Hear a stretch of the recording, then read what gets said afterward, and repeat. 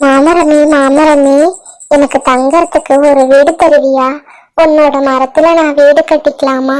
நானும் எவ்வளவோ பேருக்கிட்ட கேட்டு பார்த்தேன், யாருமே எனக்கு உதவி செய்யல.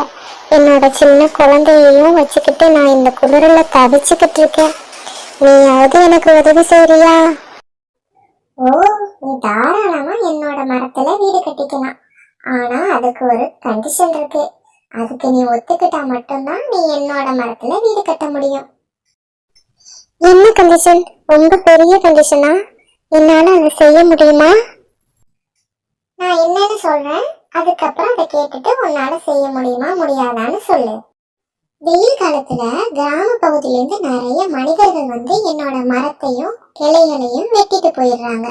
அது மட்டும் இல்லாம நிறைய பழங்களையும் பறிச்சு